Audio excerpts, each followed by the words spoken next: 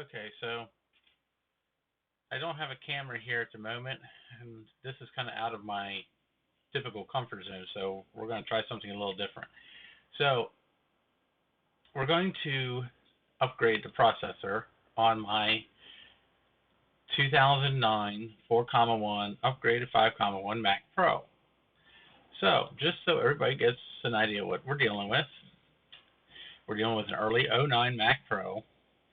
It's got a single 2.66 gigahertz quad-core processor, 16 gigs of DDR3 memory, and an ATI 5770 video card.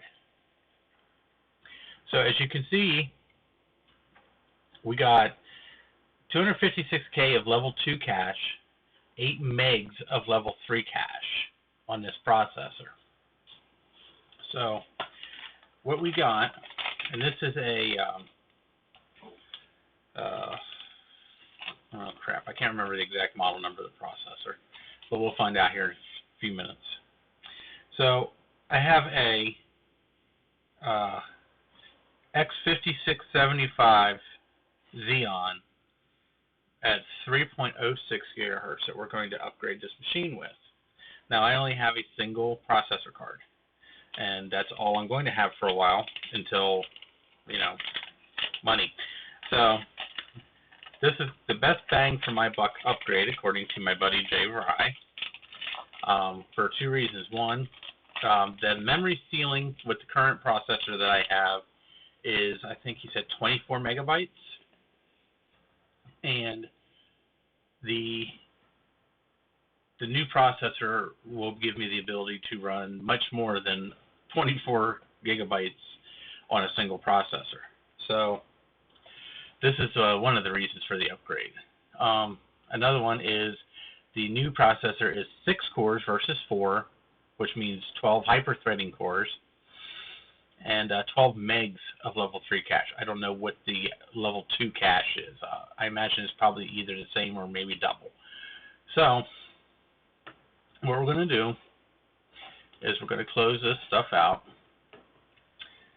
and we're going to run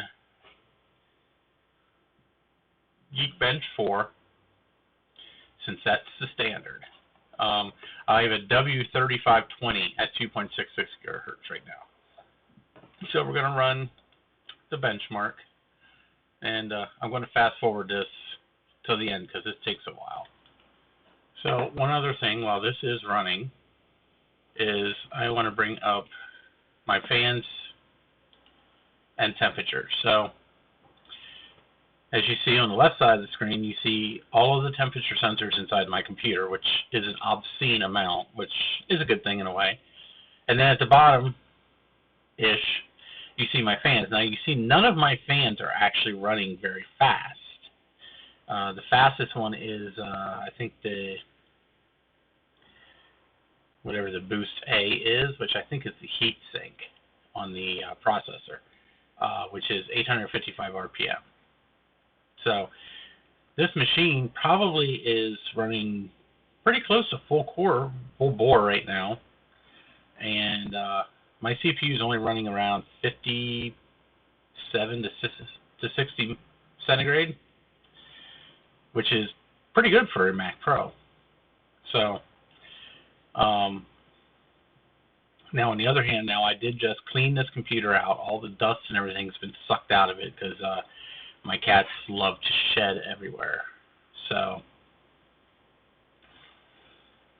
we're getting close to the 3-minute mark on the CPU benchmark right now. This typically takes between 3 and 3 minutes 15 seconds, so we're just going to let it run its course. So just for a little history, this machine was left for dead. My buddy Jay picked it up somewhere. I'm not exactly sure where he found it, but it was left for dead somewhere outside in the weather. It was in rough shape. Cosmetically, it's still not the prettiest looking machine in the world, but hey, it's a 5,1 Mac Pro. So he had to do some repairs to it, some board level repairs on the main logic board, and I've been running this computer for 6, 7 months, I think. Never an issue. I run Final Cut Pro and everything on this computer. It is slow, but it's very acceptable to me. I mean, considering what I'm working with. It's on par with my. It's actually faster than my 1,1 was with dual processors. So, but this uses faster memory. I do have my Radeon 5770 1 gig card in here, so that helps. So, and so as you see here, we're running 2288 on a single core and 7273 on the multi-core. And I just want everyone to see down here, it's like, okay, we're running 1013, which is a High Sierra. It is identified as a 5,1 Mac Pro. It's been flashed. Jay took care of that before he gave it to me. But this is the primary. So you see 16 gigs of DDR3 1066, and then the Xeon 3520. So this is what the scores are right now. So what we're going to do is we're going to save this as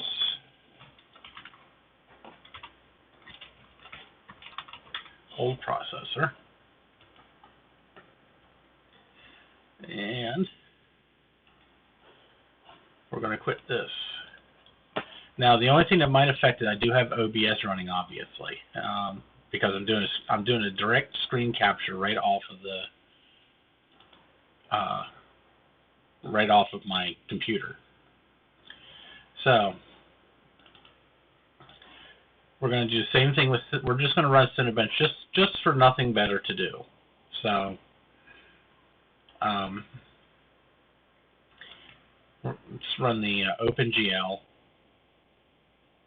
and this takes forever. So I'm going to pause this while it runs. Actually, I think I'm just going to let it record and just fast forward from here. So we'll see you here in a minute or two.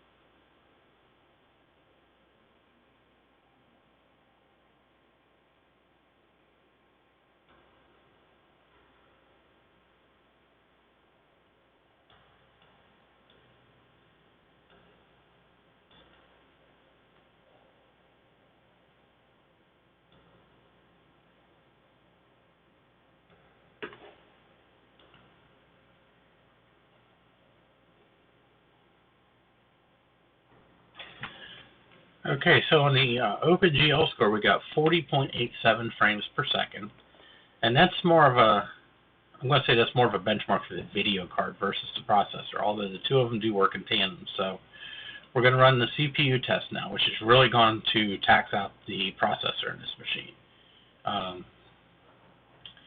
The processor in this computer is definitely not powerful at all.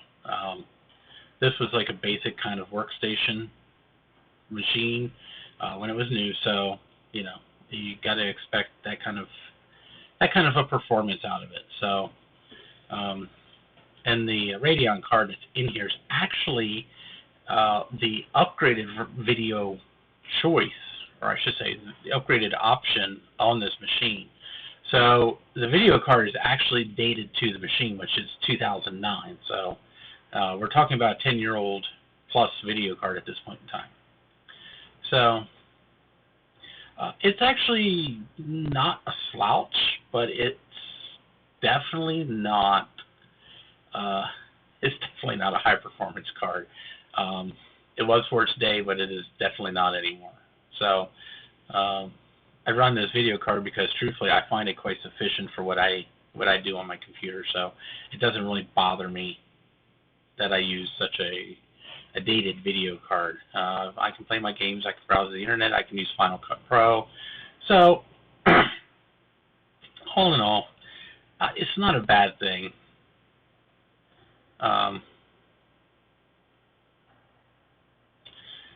But I'm curious to see what kind of an improvement that a new processor might give overall, not just on the core computer, but even on the graphics side of things, if that even has anything to do with that. So hopefully these tests will tell us. All right, so we got 377CB, whatever that means. And you'll see down here, number 7 is actually a test I ran earlier. Now this was not running any programs in the background. So, and this one here was the 377 is now. So, and on the OpenGL, you'll see that earlier, with no applications running in the background, I got 51.78 frames per second, and with running OBS in the background, I'm getting 40.87. So running OBS on its own, which is quite graphic intensive, is giving a hit to the machine. So we're going to run these tests again, and we're going to see what the results are. So we're going to close. We're going to lock. Whoops. So we're going to shut the machine down. I'm going to install the new processor, and then I will return in 2 quick seconds.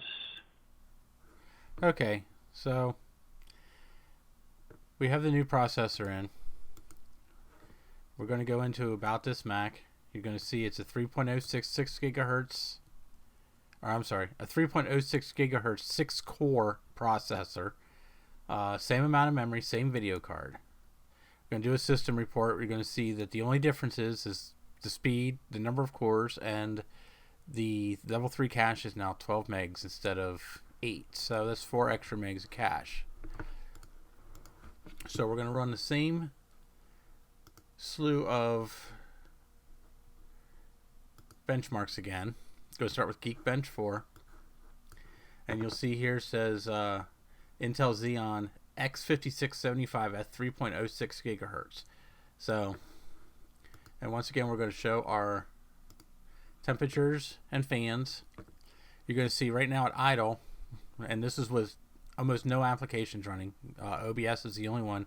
My CPU is at 40 degrees, pretty solid. So, we're going to start the benchmark. So, while this is running, the processor upgrade in this machine is ridiculously easy. I think this has to be one of the easiest Macs in the world to ever upgrade the processor on. They actually got the design of the whole processor tray system on this machine very right. The only thing I had to do is I had to go out and get a 3mm long hex key to take the heatsink off. Kind of sucks, but yeah, it's something I should have anyway. You know, I work on these things. This is the only 5.1 I've dealt with, but you know, this was only $3 off of Amazon. So, and as for the processor upgrade, I did buy that off of Amazon as well. Amazon Prime is pretty awesome, by the way. I got a 3-month warranty from the seller. It was what they called a refurbished processor, which in other words means they pulled it out of a computer and wiped the heatsink goo off of it, and probably tested it. But I got a 3-month warranty from them, so if anything happens in the next 3 months, I can either get another one or my money back, which is awesome.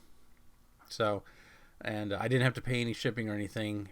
And a couple other places I was looking, they were selling for between $30 and $50, but then they wanted you to pay like an extra $20 in shipping. I was like, well, you know, I'd rather deal with a place like Amazon where, you know, I kind of have Amazon themselves backing me up. So, but anyway, I lament. So going back to everything, you'll see that the temperatures are getting a little up there, 50 degrees on the processor. Nothing outlandish. I mean, you see it coming and going. Fans still aren't still basically at idle speed. Most of the fans either idle at 600 or 800 RPMs in this machine, and that's pretty much where all of them are, except for the Boost A fan, which I could be wrong. I still think that's the processor heatsink. Comment below if you think that I'm wrong and I'm an idiot. So, but I haven't really done anything yet. But I mean, the computer doesn't seem any better or worse than it was. So, but I'm not really doing anything yet. So we'll see what the numbers say. I think the multi-core score is really going to shoot up, especially having the extra 2 cores. Single processor speed, probably, benchmark probably won't be that much higher. With single core is a single core. Clock speed, I didn't really upgrade a huge amount. The biggest advantage is going to be the extra cache and the extra 2 cores, which a 6-core processor has actually got 12 threads. So in theory, it's actually got 12 processors to deal with. The whole hyper-threading thing with Intel processors is kind of hard to explain, so I'm not even going to try. I'm not even an Intel fan, but when it comes to Macs, you don't have a choice. You use Intel or Intel. So wow, okay, that's a lot higher than I thought. I didn't think we'd even break 10 grand on the multi. So as you see, we'll pull up the old one here. Place whack. Come on, mouse. By the way, Magic Mouse sucks. So you'll see here,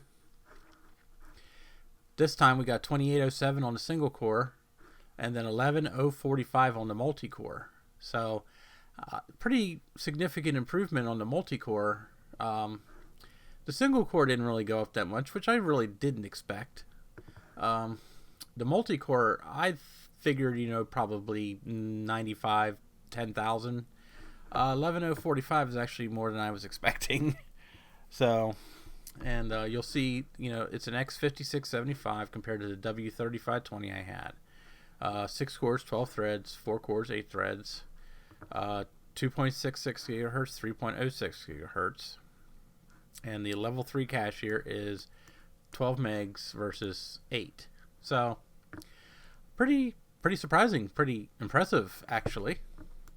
So we're going to quit that, and then we're going to run Cinebench again.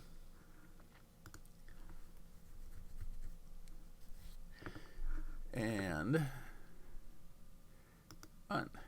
now on the OpenGL, the first time we got 40 point odd number frames per second. And you have to remember this is running OBS in the background, which is recording everything.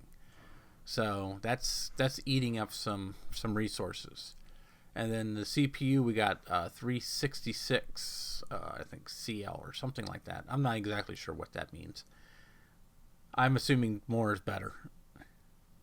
And we did not upgrade the video card. We're still running, as you see over here, we're still running the same Radeon 5770 graphics card. Which, while it's a solid card, it's not a great card. It's an old card. It's probably good 10 years old at least. But it's solid, it's reliable, and it works for me, for what I do. I don't do a lot of graphic intensive stuff except for Final Cut Pro, so that's the most intensive thing I really run on this machine. But I do run that a lot when I'm doing my videos. So we got 49.17 frames per second, so we actually jumped up an extra 10 frames a second, which is pretty good considering we have OBS running in the background. It'd be even better if I didn't have that running. So now we're going to go to the rendering test, and we're going to put the CPU through its paces. And once again, I'm going to show my processor. As you see, 55 degrees centigrade, very, very cool for a Xeon processor. These things do run hot. So, and it's creeping up, but it's staying in the general area where it needs to be. So, and once again, all the fans are basically idling. So, that's good. And I do have a 480 gigabyte SSD in this. That is my primary drive. That's what I use for the operating system and all of my applications. And then I have a couple of spinners. I have a couple I have a 1 terabyte and 2 terabyte. So okay, 680 CB, whatever that means. So not bad. I mean, very not bad. I'm pretty impressed. So